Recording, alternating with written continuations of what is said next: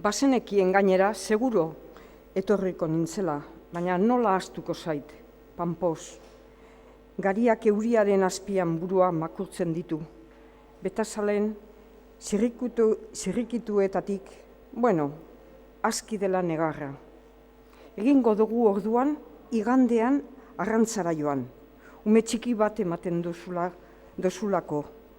Ez dakizu negarra besterik egiten eta ume txikiek ezin dute arrantzarik egin. Gariaren gainean, laino beltza eta semaforo gorriak. Aski dela, Panpos, nere, nola ahaztuko zitzaidan ba, errekak lehertzeko zorian.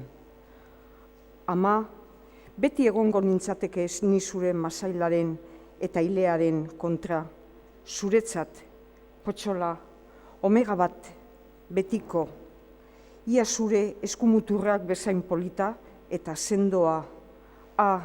Zer egingo nukenik zugabe, lehertu dira errekak, garia, baina ez da hori, baina neure bizitza bizi behar dut.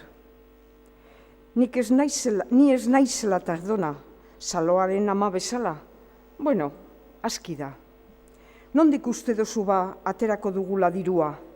Garia eguzkiaren zain, dardarka, eskua burua lastantzen, urrez distiratzu, zu bizitza zara, sotina susto bat emanda kentzen da. Amak baleki hilekoa, gainean dudalarik burua garbitu dudala. Zu bizitza zara, sotina susto bat dudalari burua garbitu dudala. Ikaratu egingo litzateke, edo auskalo, agian ez. Auskalo non dauden amonaren ametsak. Nahikoa dela, Panpos, ikusiko duzu zer gertatzen den zu haunditzerakoan. Zuk lan egin eta nik deskantzatu egingo dugunean.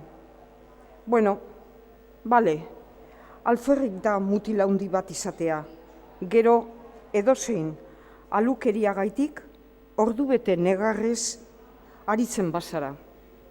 Aspertu egiten nauzu.